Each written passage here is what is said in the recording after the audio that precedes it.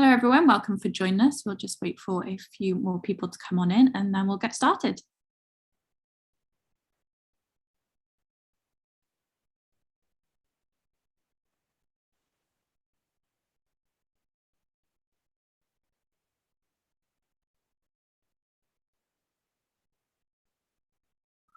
Well, hello everyone. Welcome to the How To Academy Small Business Masterclasses with the Great British Entrepreneur Awards and Salesforce. These free masterclasses will arm you with actionable steps that you can take within your business to improve processes, plans, and outcomes. In today's session, we're joined by Simon Moore as he discusses future-proofing your business through customer engagement. There is an opportunity to ask questions during this session. If you have a question you'd like to ask Simon, you can pop this in the Q&A function at the bottom of your screen, and we'll do our best to answer these towards the end of the session. And with that, I'll pass over to Simon, who will begin today's session. Thanks, Simon. Thank you. Hello, everyone. So we're going to look at some interesting stuff today. Probably you've heard a lot about psychology, and obviously it's quite an interesting topic. Often the questions we kind of get here are, well, how can psychology help me, whether I'm a startup entrepreneur, whether I'm an established small business? How is that going to help me move forward and probably understand my target market, and also think about how I can augment how I communicate what I'm offering as a service or a product or a brand. So we're going to do that in the next kind of 45 minutes. It's going to be interactive. I don't need to see you or see your responses, but even the fact that you can just be thinking about the questions I'm asking you, and I'll give you the answers. But it's kind of an interesting kind of exercise for you to understand how the human brain kind of works, or in this case, probably doesn't work. So just to kind of give you a very kind of brief overview, my name is Simon. I'm a psychologist, and I actually run a psychology agency, which sounds really weird. But in the last sort of 5 years, you can probably understand that psychology and consumer psychology has become quite focused in the commercial world. And you even got things like banks and the big pharma companies leaning into this now. And I think that's really driven by the fact that lots of people can understand the whats and the hows, but they really struggle with the whys. So why is it that we're relevant? Why are we not relevant? Why are we kind of getting customer services? Why are we not getting them? Why are people going to our competitors and not us? So lots of why questions. And I think a lot of companies, organizations, startups find it quite difficult to answer these kinds of questions. So we made a very kind of conscious decision a number of years ago to think, actually, we can probably plug the gap in this market and use our psychology experience to kind of sit alongside the normal tools and data that people collect and kind of offer that more psychology dimension. And that's what we're going to talk about. So, what do we do? How is it useful? Hopefully give some things for you to think about that might be useful for you guys to kind of operationalize as you're moving forward. But we help lots of big brands. So you can see here all these kind of companies we work with in terms of helping them understand both their audiences, but also how they communicate to those audiences. And then there's a large part of psychology in that communication. And as we shall see very quickly, I think there are lots of assumptions about how effective communication can be, or how effective we can be in our communications, and lots of assumptions about the kind of target audience. So I'm going to kind of bust a few of those myths and hopefully make you rethink how you might engage in those two fronts. But we also work with startups, and some of these you might have heard of. So you probably heard of Dbot, for example. We kind of got involved with them very quickly in terms of a psychology service, understanding both how they position themselves more effectively as a brand, how they get that more emotional engagement, how they stand out from the competition, and how they understand the needs of their customers. And again, with other kind of brands like Habito, you might have heard of Habito, really successful online mortgage company now, help them start up, again, looking at the kind of psychology of financial decisions. And then another example is Ada. So Ada do kind of online assessments about health and trying to kind of plug that gap of the fact that most people find it very difficult to get in front of a GP to get some diagnosis. And again, we were looking kind of at customer kind of psychology there. So, we work across all sectors with all different populations, kind of from small startups to large. It makes no difference. Kind of what the kind of unifying glue here is really the sort of the behavioral and the cognitive kind of whys of how your brand resonates and is relevant, and how you use the understanding of customer needs to kind of increase those two things. So I think just to kind of frame stuff, and lots of people are guilty of this. I wouldn't feel that you would sort of squirm to think any of these things. I think a lot of people assume these things, and they're kind of a wrong assumption. So one is that we think that the human brain is like a computer. And I can tell you now, having studied kind of over 50 years of psychology, that's not true. Okay, so we are not rational. I hate the word rational and irrational. We're not logical. We're not aware of what we do a lot of the time. And our brain is actually not flawless, as we shall see. And kind of together with that, we also assume that just because we build something or say something or show something, that everyone's just sitting at home, drumming their thumbs, bored, waiting for that message to pop up. Not true. Think about your lives. You're very busy people. You're spinning lots of plates. There's probably not enough time in the day. You're getting bombarded with messages. Why would you drop some of the things that you're kind of interested and engaged with to think about something else? Often we kind of don't have the time to do that. So it's a pretty kind of bad assumption to think just because I built this lovely new shiny message or product or service that everyone's going to flock to it. That won't happen. And so we have to think about how do we kind of help that on its way, really. And that to do with the time element, that people don't have the time, but also the fact that we are not talking to consumers in the right way.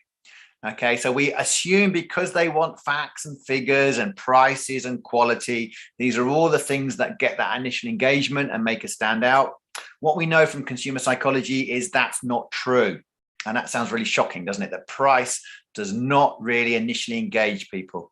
Price is not important. It's not that important to start with many target audiences. That becomes later. The first thing to do is get people emotionally involved in kind of what you might be offering and how that might meet some of their more kind of deeper kind of emotional needs. So what we're going to try and do in this session then quickly is talk about three things. We're going to talk about how we can do kind of more insightful work that fireproofs our kind of organization, our brand, our company, that it makes sure the wheels don't fall off 6 to 12 months down the road. And suddenly we get asked all sorts of awkward questions by investors to say, well, hang on a minute, you don't know your target audience. What's going on here? You've got your product nailed down really well, but positioning it and communicating it is all going wrong. So where did you do your homework there? And I think more investors are actually leaning into have you done any due diligence on your audience? Do you understand how they need to be communicated with? Certainly, we have lots of conversations with investors around that kind of front. Can you come and help us help companies kind of do their homework in this front? So we're going to talk about emotions. We're going to talk about this kind of need for control, which is often forgotten or seen to be irrelevant. So consumers are active. They're not passive. Okay, they don't just sit around and wait for you. They are active people. So they have some kind of say in this relationship with you. And also, I think the big thing that we kind of forget is that most of the things that we do in a day, we're not aware of doing it. So I don't know about you, but I've certainly been in lots of sort of situations where I'm halfway through a sentence and then I'm thinking to myself, why am I saying these things to this person right now? What on earth do I think I'm doing? And I'm digging myself into a big hole. So even as a psychologist, I'm subject to all these kind of biases and flaws that the human brain has. And that will be exactly the same with your kind of target audience. We have to think about how do we help the brand navigate through the minefield, which is the human brain. So great example here where emotions often outplay logic. So think about hangovers. You've probably all experienced one. So it's not such a great idea, is it? The night after or the morning after having gone out and taken a few more drinks than you should have done. It seemed a great idea at the time, but in the moment, our emotions were kicking in. We were having fun. It was kind of these high kind of positive emotions were kicking in, reinforcing the fact that, yeah, another drink, why not? Stay out a bit longer. So emotionally, even though we knew we were going to have a hangover and we knew we were going to pay the next day, if our brain was logical, we would stop at that point and probably wouldn't go out in the first place. But our logical brain is actually a small sibling compared to our emotional brain. It's not the other way around. And I think we think that our brain is more logical than emotional. In actual fact, if you look at your brain anatomy, there are 5 times more connections from an emotional point of view in terms of your brain synapses and cognitive networks than there are logical connections. So 5 times more. So it's 5 times larger or 5 times more influenced by emotions than it is logic. Okay, so think about this. Think about your friends. Why are they your friends and why are you their friend? Is it the length of their arm? Is it how many hairs they have on their kind of back? Is it the length of their earlobes? Probably not. I would hope not. It's much more about how they make you feel and how they meet your needs. So you have a funny friend, you have a supportive friend, don't you? You probably have a friend where you probably feel a little bit smug that they're not as good as you, and you kind of hang around with them because it makes you feel good and better and kind of more successful, more intelligent, for example. We won't admit that probably publicly, but our friends are emotional commodities to us, just as you are an emotional commodity to your friend. So this is how we judge stuff. It's actually, how does that make me feel? How does that person make me feel? That person makes me feel uncomfortable, not going to be a friend. Although they might have a great glowing CV and all these abilities that they can do from a pragmatic, logical sense, emotionally, they're just not making me feel like I want to kind of hang out with them, spend time with them. They're making me feel uncomfortable. So it's that emotional judgment we make that overrides all the things on paper that should be, reasons why I should be friends with this person. But on an emotional level, it doesn't resonate with us. So the human brain is mostly intuitive, which is interesting. So we're not actually very conscious of what we're doing a lot of the time. And it's definitely influenced really by this emotionality. Okay, most of the things we decide, we either lean into things that we want to feel positive. So if you want to feel happy, content, smug, intelligent, secure, we lean into those kinds of things. But we lean away from things that make us feel anxious, scared, left out, for example. So again, very kind of emotional, kind of driven assessment system. And it's exactly the same with brands and their products. So we do it on 2 levels. What's the product or the service from an emotional point of view, but also what does the brand make me feel at that kind of level? So there's 2 kind of systems. It's not all about your products and services. It's also about how they feel about you as a brand as well. And I've seen consumers kind of think the products are the best thing in the world, but not like the brand, and so don't engage, and the other way around. Yeah, they love the brand, think it's the great, kind of better than sliced bread, but they don't like the products emotionally. So again, what happens there? We get disengagement. So I think the probably best example of this is, and probably some of you are wearing glasses, is think about glasses. The pragmatic reason that we actually kind of buy glasses is to see better or improve our vision. That's a pragmatic, logical reason. Okay, now the fact is that when you go into a room or you go into, on a train or you just walk along the street, how often do you see someone who's got the same frame as you? Probably not very often. So there's lots and lots, hundreds of thousands of different kinds of kind of frames. And it's the frames that sell glasses, not the lens itself, which is weird, isn't it? The fact that you're trying to see better, but actually the frame is the most important thing. Am I going to look intelligent? Am I going to stand out? Am I going to fit in? Am I going to look sexy? Am I going to look silly? All these things are about the frame, got nothing to do with the lens. And this also explains emotionally why people who don't see very well, who should be wearing glasses, actually will not invest in glasses, because emotionally they kind of feel, glasses don't fit me. I'm going to look silly in glasses. So I'd rather be half blind, but feel good about that, than kind of wear glasses, see better, and feel a bit of an idiot, basically. So that emotional kind of assessment really kind of gets us to engage. So it's not the lens that sells, the pragmatic being able to see better. But most glass manufacturers know that it's the lens that is the seller here. That's the engagement point. The lens, not the frames, are all about our emotional needs of fitting in, standing out, feeling intelligent, feeling special, for example. So emotionality is really important. And I think we really underplay the role it kind of has in terms of brand relevance and engagement here. The other thing we have to think about, I guess, is the fact that we often forget that consumers are active. Okay, so they are active in the relationship with us. They don't just sit around and wait for us. So they want to be in control. And we've had, as you know, I don't want to remind you, but we've had quite a long period of time when we've been out of control. We've been told what we can do and what we can't do. And this is appealing to our practical brain. All the kind of logical arguments about what will happen if you don't do this and what will happen if you do this. Now, we've had a recent example where we've kicked back against that. And our logical brain says, what am I doing is kind of silly. But actually our emotional brain's kicked in and gone, no, we need, don't need to be left out. So like the petrol kind of crisis recently. Yeah, we were told logically that there's enough petrol, shouldn't panic, don't go in and just top up £10. And yet if you spoke to most kind of petrol forecourt attendants and you asked them who was coming in and buying the fuel, was it people filling up their tanks?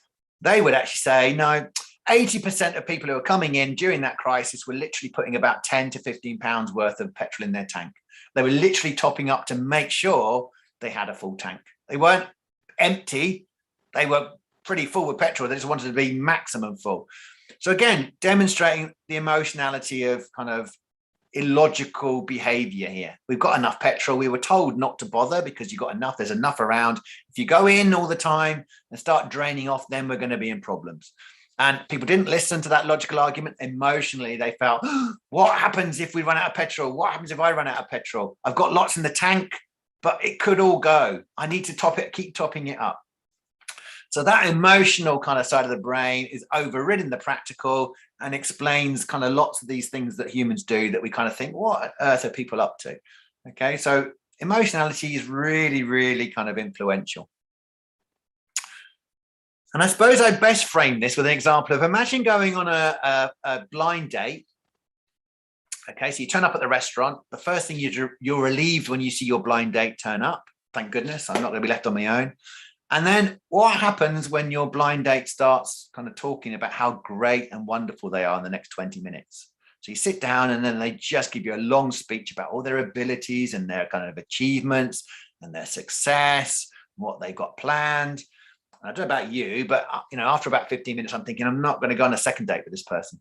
And unfortunately, that's what lots of brands and organizations do. They just talk at the consumer about how great and wonderful they are, trying to convince them how great and wonderful they are. But that's something that you earn and something feel. Okay, you don't tell someone and they immediately go, oh yeah, okay, you've convinced me. I have to feel that emotional kind of reason to think you are important or you are special. So just talking at your consumers and telling them how wonderful you are actually does two things. It probably has the opposite effect because they're like, hang on a minute, why are you telling me how great you are? I'm a bit suspicious now because I should just learn that. You shouldn't have to tell me that thing. So it's like the old adage of when someone says, trust me what I'm about to say. What happens? You probably don't trust them what we're about to say. So it actually works the opposite. And the other thing that kind of happens if you sort of just talk about yourself all the time is you give the impression you are not bothered about the other side of the kind of conversation, or the other person in the conversation. So brands who just talk about themselves are actually non-consciously giving the signal out to their target audience that they're not really bothered about them.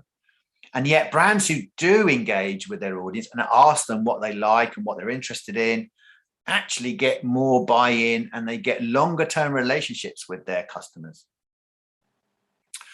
So here's a really useful example here to kind of bring this illogicality to life a little bit. So lots of mortgage providers assume that people who are overpaying their mortgages, so who are on these fixed rates and often paying between sort of £1,200 to £1,600 more than they should a year, are just being lazy, or that they just don't trust kind of mortgage lenders to kind of give them a good deal. So that basically they go, yeah, but all mortgage lenders give us a bad deal, so I just have to suck it up. Now, that's not true. Actually, if you asked from a psychology point of view, did some psychology research, which we've kind of done with a number of mortgage brands, what you actually becomes quite apparent quite quickly is that these people know they're overpaying. They know they're wasting money. Emphasis on wasting. They don't see it as wasting. Okay, so they see it as an investment. Their take is, if I have to spend £1,400 extra a year on staying on this mortgage, but it negates me having to fill in forms, It negates me having to spend time on looking at paperwork and thinking about changing my mortgage. It actually stops me challenging my intellect, because you're going to ask me lots of hard questions about my house, like what locks are on the back door. I've got no idea. Going to make me feel stupid. I'd rather pay that £1,400 because it actually stops all those things. So in actual fact, it's an insurance payment for me. And that's kind of what we found. That it wasn't the people who were unaware they were overpaying, or the fact that they were being lazy. Most people who actually are on mortgages where they are probably overpaying more than they should do are well aware of it, but they know why they're paying. They know why they're overpaying that stuff. It's kind of a conscious decision. Once you know that, what you can do is play with that and reframe it from a psychology point of view to go, well, actually, I can work in other communicative ways to try and make you think about what else you could put that money towards. Rather than assuming you're being lazy, I can actually now assume you're being quite intelligent about it. I can use that intelligence to reframe the message. So the whole kind of area of psychology science can actually reveal hidden influences on why things might seem illogical, or why people or consumers are doing stuff or not doing stuff. And unfortunately, humans are really quite bad at describing what decisions they're making, and give much more weighting to them being aware and conscious of the decisions, of being in control of them. And what we know about humans is that probably 80% of what you do in a day and what you decide, you're probably unaware how you got to that decision, which is quite shocking, really. So why is that? And that's because we're kind of very non-conscious kind of creatures. We're very driven by these deep-seated needs and biases. So let's have a look at that in this kind of final section. So what we know is that what people say and what they do are not the same thing. Think about kind of New Year's resolutions. People are going to eat better. They're going to see family more. They're going to exercise more. Probably 80% of those people, although they said they're going to do it, don't get around to doing it. So there is no relationship. We know this in psychology. Stated intent is not correlated with behavioral outcome. So just asking people what they like, what they're going to buy, would they recommend you, is actually just capturing white noise. That is not an accurate picture of what will happen next. So let's ask you guys something. How many of you, I can't see you all, but you will kind of know whether you kind of fit into this. How many of you would say that you're planning for a healthy future? That you're really kind of investing in being healthy for as long as you possibly can? Okay, so many of you are probably nodding, saying, yeah, that's probably me. Now, I can challenge that by saying, right, how many of you have takeaways? How many of you drink alcohol? How many of you work long hours? How many of you eat snacks? How many of you don't know if your deodorant has aluminium in it? How many of you ruminate too much about negative things? Who drinks fizzy drinks? Did you know that olive oil heated beyond a certain temperature is actually bad for you? It becomes carcinogenic. Well, didn't know that, something you learn. Now, if you're doing any of those things, it's counter to what you're trying to do. You've probably indicated to me, yes, I'm investing in a healthy future. But if you're doing any of these things, that is behaviorally not true. So what you're consciously stating you're aiming for is not happening from a behavioral point of view, because you're probably having a kind of glass of wine here and there. You're probably eating snacks. You're probably working late some days. I would imagine that many of you don't know the content of your kind of deodorant, that it has some sort of metals in there that are not good for you. So there's lots of examples in life with what you say you're doing and what actually is reality. There's a big gulf of difference. And we have to kind of bring that into our understanding if we're really going to know how our brand might resonate with our target audiences. So look at these. It's kind of common examples here. So, you know, privacy policies. Most people say, yes, I've read it, I understand.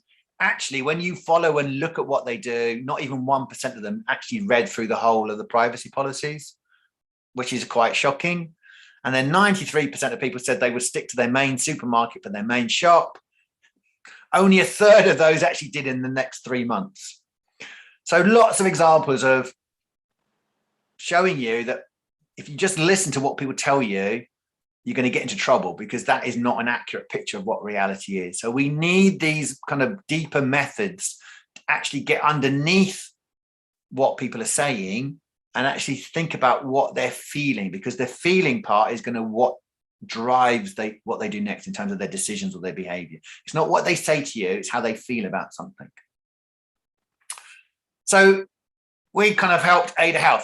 They were a startup. They were looking at online diagnosis, trying to do it globally. They were particularly interested in it. Do they need to position this app startup differently in 3 markets? So do they need a different message in the US and Europe and Asia in terms of what the benefits were and what this kind of provided for their users? They thought they did.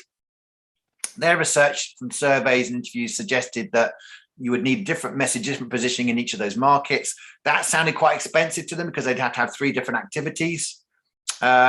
We came in to help them out and realized actually that wasn't true. We actually found a message that resonated across the same message that resonated across those 3 audiences together. So immediately saved them time, effort, and money by saying, you don't need 3 messages. We've got one here that works. We also found out that actually it wasn't the assumption that they didn't trust the app to do what it would do. They actually didn't trust themselves to feed in the right information for the app to be able to help them. So what we needed to do is pivot, not just keep saying this app is amazing and marvelous. We needed to pivot on that message and say, this app allows you to feed in simple data that you will know that allows us to make a bigger decision. So you don't need to have complex knowledge about yourself. It's quite simple, the data we need. You're less likely to make mistakes. You're kind of more likely then to engage with it and kind of give us the data we need. So they launched over a year in these 3 countries, and they said they probably achieved triple the success in what they initially thought they would do as a startup. And it was down to these kind of psychology kind of insights that helped them, I suppose, pivot on what they were assuming to do with their target audiences. And again, we could do this in all different sectors. It makes no difference. So long as we know what the why is, why people need this, what do they want, what their needs are, then from a psychology point of view, we can help brands message and position that more engagingly and kind of with more relevance. So we shouldn't, I've been talking a lot about the non-conscious. It's actually really shocking how much we do and decide we are not aware that we're doing. And, you know, there's lots of studies where people have been putting these MRI scanners and we get them to make decisions in the kind of where we're measuring the brain activity. They've come to a conclusion. And when you ask them to describe why they came to the conclusion, they can't really describe with accuracy why that might be or what's going on, which is kind of like a bit mind blowing, really, given the fact that they've reached the sort of decision. So a lot of it is very intuitive. And that's the problem. These intuitive responses and needs are not really surfaced by traditional surveys and questionnaires and focus groups, because people are very post-rational. Okay, they are their own PR agents. So people will manage their own images. They will not admit faults and failures and weaknesses. We need different methods to come out to get that more accurate data about what's going on. And this is because, as we've suggested, the brain is divided really into 2 sections. You've got a very small section, which is this part here, very small. Great. I've got a great head to show you. This part here is called your central executive. This is what like numbers and logic and facts. If I turn sideways slightly, you can see it's not a very big section. It's just here. The vast majority of the head is back here. That's the biggest part of the head. And that part of the head is all about emotions and habits and biases and all the non-conscious influence. And you can see just by this picture, look how big the white area is compared to the gray area. It's about 4 or 5 times larger. So you can see why emotions are really influential here. Let me show you quickly then how your brain doesn't work very well. So I want you to read this sentence and I want you to think about how many F's are in this sentence. Okay, so you should all have a number now. So some of you will have 2s, 3s, some of you might have 4s or 5s, some of you might have 6s. There are actually 6 F's in this kind of sentence. So you've got the ofs that you've probably missed. There's 3 of those. Then you've got finished, files, and the F in scientific. There are 6 F's.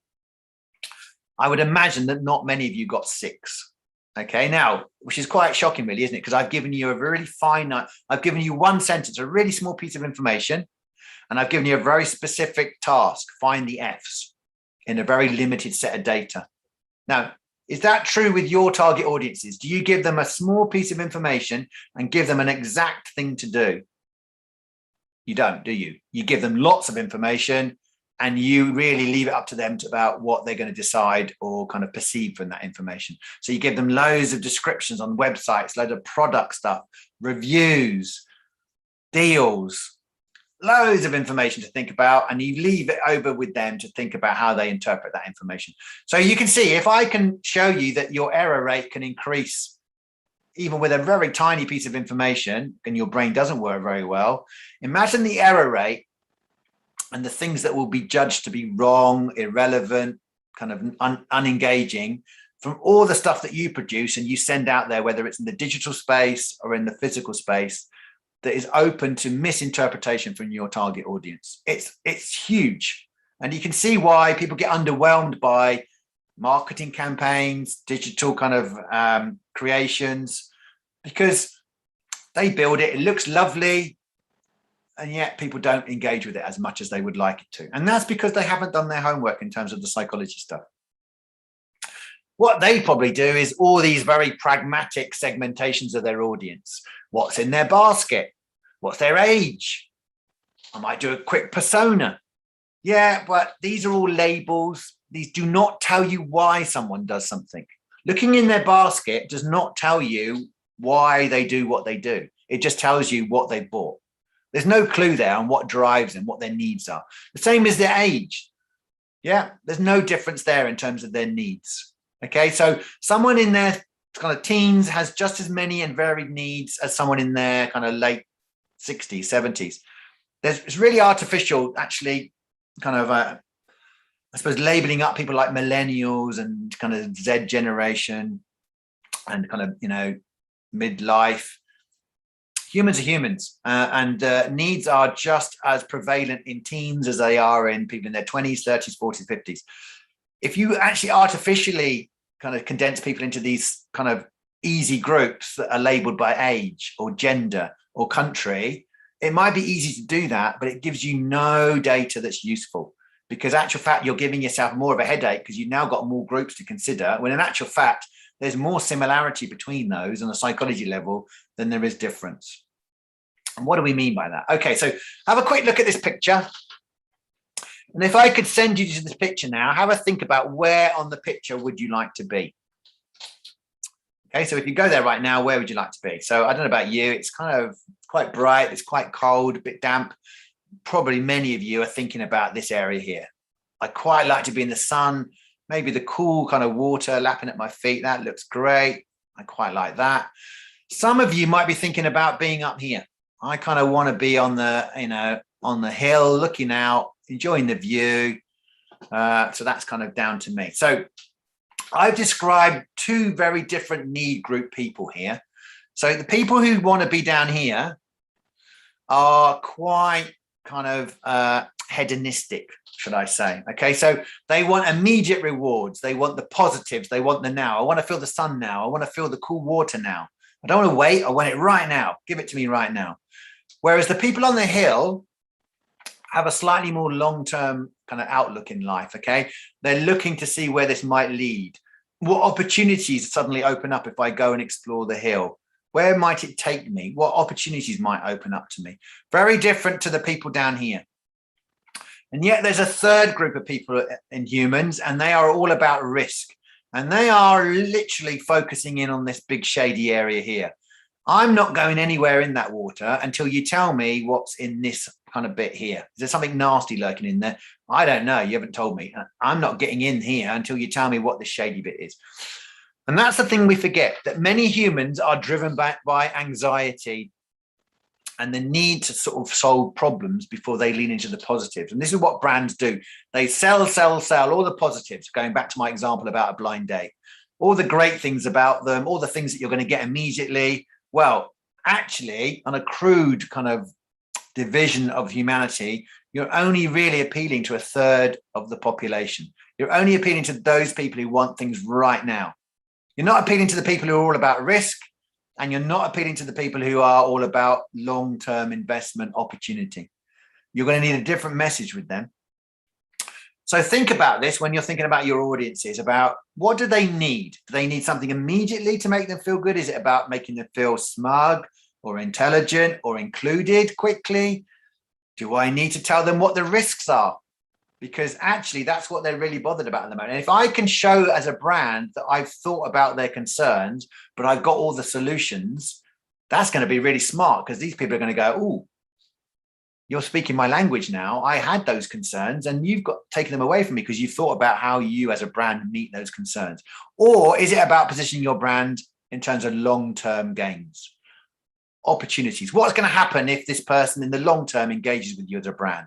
What's going to change in their life? What opportunities are you going to give them? So think about your messaging in different ways. One message doesn't usually work for the whole of your audience. You have to think about different ways of messaging it up and understanding what that audience might need from you. And this is because needs engage and motivate quite consistently from a psychology point of view. So, this is a good exercise when you're thinking about an audience. So as a brand or a service or a product, think about, what are you doing for them? So for example, are you telling them what you might gain from interacting with you? Are they going to gain some kind of status or power? Are they going to get more respect? Are they going to feel more belonging to a group if they buy or interact with your product? Or is it actually reassuring them what they're not going to lose? So are they going to not lose time by interacting with you? Will they kind of save face? Will they feel more secure? Or it might be another message. It might be, are they going to gain something else? Are they going to feel more proud that they're engaging with you or have you as a kind of a brand? Or will they get more acclaim, more recognition of being smart because they bought from you or interacted with you? So at this level, we're talking emotional reasons about why they do stuff. So you don't buy a pair of jeans because they're a pair of jeans. You buy them because they are either comfortable, which is about safety and security. They make you stand out, which is all about status and acclaim. So there's lots of these psychology reasons about why you buy into stuff. It's not about the fact that it's priced at a good thing. So that becomes important once you've got that emotional engagement. If I feel a pair of jeans emotionally meet my needs, then I will start checking out the price. Then my pragmatic brain kicks in. It doesn't go the other way around. It doesn't go pragmatic, screen that, oh, now I listen to my emotions. Your emotions will dominate and be the first thing that happens, the first thing that activates. So you have to think about it in another way. How can I not always lead on the practical price quality stuff? How can I actually get that emotional hook? If I can do that, you're going to have more success in actually growing and keeping your kind of target audience. So there are a number of things that you can do. One of them we have is what's called an archetype segmentation engine. It divides people up based on their kind of non-conscious emotional needs. And so there are 4 around the world. Okay, what we know from psychology science is that we're moving away from personality and moving much more into these non-conscious need groups. And if you're, regardless of your age, your gender, or your nationality, we know that the world fits into 4 groups. You've got planners, and planners are all about risk management. They need all the details so they can avoid risk. They can predict what happens in the future. Related to planners, you've got sociables, who are all about maintaining group membership, doing what the group is, feeling kind of like they're included in something. So again, a little bit risk averse because they don't want to be ostracized from the group, but it's all about maintaining their connections with people. And then you've got sort of 2 other kind of groups. You've got individualists. These are all about status and ego. It's all about them. What's this going to do for them as a person? How is it going to increase their standing or their feeling of intelligence? And then you've got adventurers, and adventurers are all about exploration and innovation and new things and new ideas, new opportunities, learning, growth. So quite different. And the nice thing is that we've all got all of these things in us, but generally speaking, one of these is quite dominant. And if you know these things, it actually can make things really interesting for you as a brand, and actually you can get much more precise in your communications. So for example, if I take planners, I can start listening out to what they might say, so I can start identifying with them. So they start using these kinds of things. They worry about stuff. Yeah, they need transparency.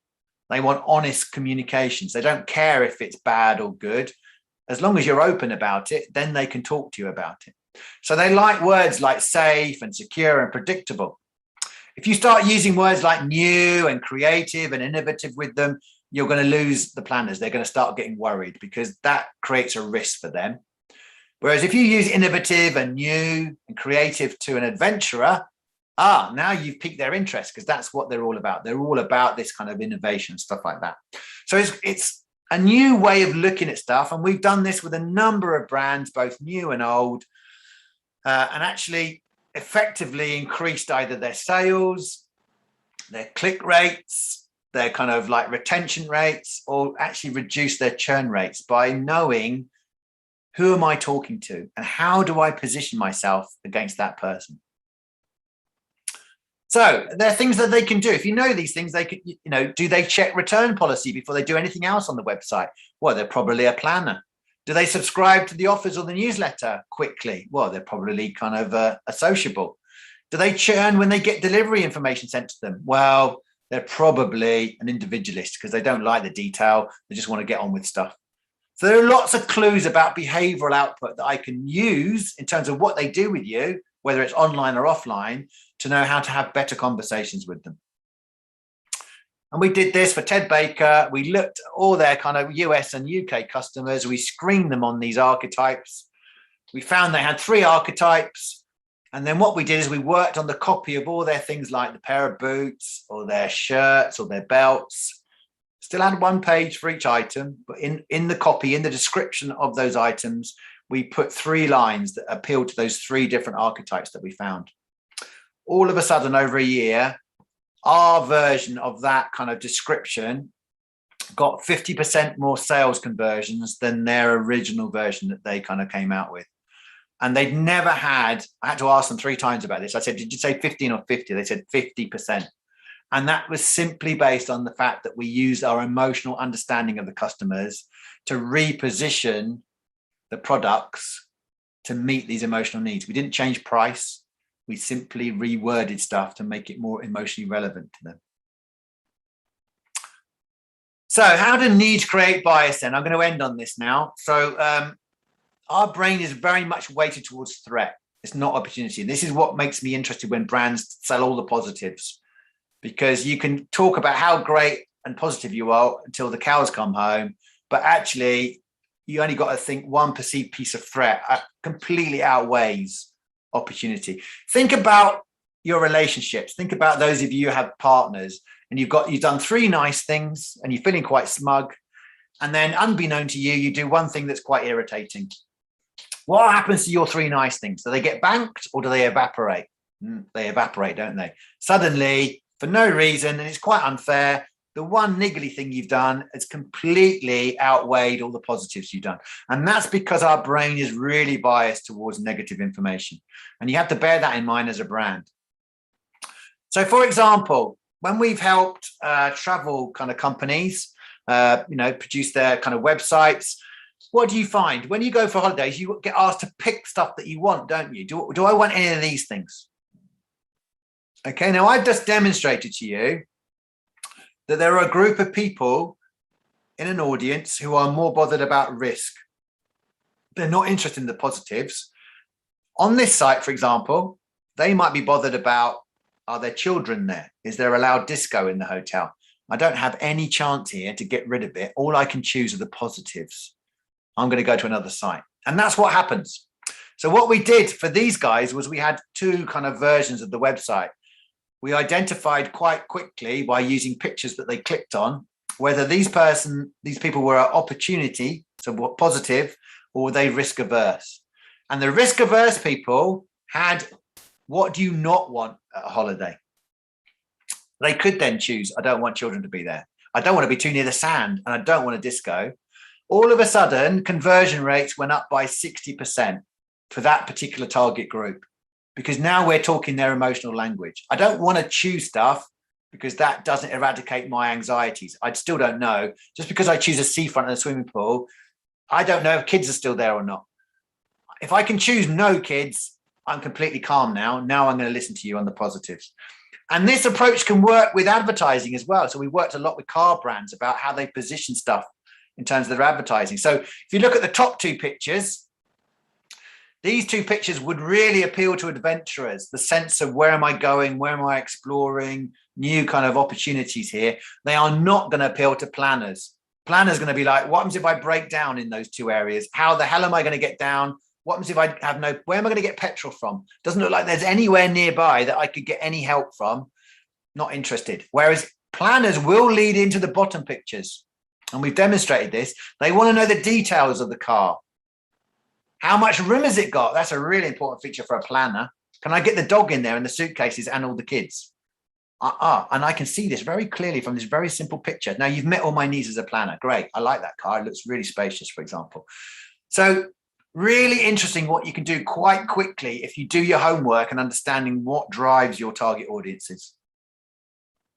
So just to end on some key takeaways from here, because obviously we're doing about 60 years of psychology in 45 minutes, that psychology is useful to you.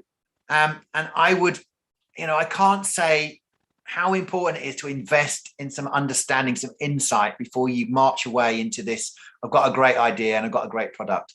It might well be, but you've also got to position it to your target audience to make sure they see its relevance and they have time to engage with it. So don't always concentrate on facts and figures. Think about emotional stuff. How does your product engage emotionally with your target audience? What are the non-conscious things that are going on in your target audience that's either going to derail your product or your service or your brand or act as a bump in the road? Or what are the non-conscious things that are going to actually add go faster stripes to it? Because it can work either way. So think about the non-conscious world of the consumer as well as just what they tell you. Because as a psychologist, what people tell me, I take with a pinch of salt. Because you are your own PR agent. You're managing your image about what happens, how you're going to do stuff, what do I look like, how am I going to come across? So a lot of that data is actually kind of white noise, really. So, as I said, go back to the start of the conversation. Many of you, sounds interesting to you guys as psychology, but where do we get all this stuff? Well, just like our agency, there are other agencies out there who offer all these psychology services. And it generally works like this, 3 stages, really. So you kind of go, what insight can I get? What's the hidden stuff out there that's going to help me? How do I operationalize that?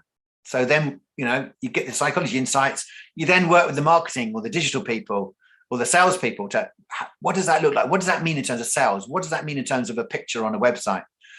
What happens as a result? And then you can do the measurement of the difference. So there are services out there that you can use in this front. And not just ours, but there are other people out there as well who can help you with this better understanding of how you might position yourself, whether you're starting up, whether you're wanting to grow, whether you even have an idea. Is that idea going to resonate with your audience? Don't just ask people because they're going to give you really biased responses. You really want to know, is that true, rather than an assumed truth. So I'm conscious of the time. I'm going to end now and hand back over to Chloe. I can see there are some questions, so I'll hand back over to Chloe.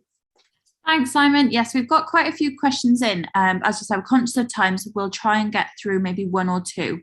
The first one, it says, do you have any psychology hacks or tips to increase social media engagement?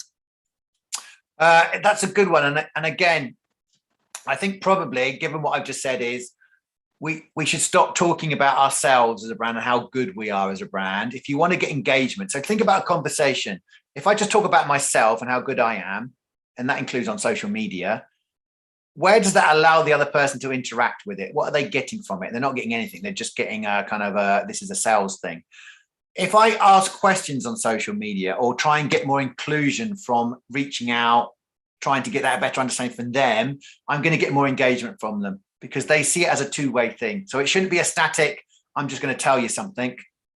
If you want to do that, end it with a question like, what do you think? What's your experience? Makes it much more interactive. We've got one that says, our brand has a strong engagement across platforms, but we find it hard with our community to complete surveys, even with incentives. How do we improve on this engagement in this area? Okay, so I would often say that many brands act like data vampires. So they suck data away and they think, oh, if I just give someone something, it will, cause that engagement. You have to think, how can you help the consumer with that data screen? So you might be drawing data for you, but how is that helping the consumer? Because their perception, if you don't tell them, is you're just using that against me. So think about data. Think about your concerns in your house about people getting hold of your data. You're quite protective. So I often get, it's quite funny that people often think, well, why won't the consumers give us data? Because data is quite a powerful thing. And giving data to people, you're letting your defenses down. So you've got to reassure them what the data is being used for, not just for you to sell them more. You've got to position it along the lines it's going to help you beyond the sales. It's going to help you because what's going to help you with? We're going to produce better quality products. We're going to create more relevant products. What's in it for them for the data exchange? Okay, so we help lots of companies with their data collection because we actually introduce psychology stuff whereby not only do we collect the data and the non-conscious data from the consumers, as I said, be careful what you collect because a lot of the stuff you collect is just not going to be useful to you because it's just white noise. If you can collect psychology data, you have an opportunity then to actually tell the consumer something about themselves. So, for example, lots of companies we work with, we collect data, but we also collect stuff about their kind of needs and their personality. And what we do is in the back end of it, we've got the data that we need. But at the front end, we give feedback to that individual consumer and say, did you know this about yourself? And it's really interesting to see the engagement rate shoot up. It's a little bit like answering a questionnaire in a magazine. That's what sells magazines, those little questionnaires, more than anything else. And if you can do that, if you can have a two-way direction where you go, we've learned something, but I'm giving you something to learn about yourself, that's, I've seen, have a remarkable effects on that kind of engagement. Fantastic. Well, thank you very much, Simon. We've got a few questions in, but really conscious of time. So what I've done is I have included Simon's LinkedIn profile in the comment section. So any questions that we haven't got through today, please feel free to connect to him on LinkedIn and fire them away. So thank you very much for joining us, Simon. And thank you all for joining us as well. And hope you have a great day.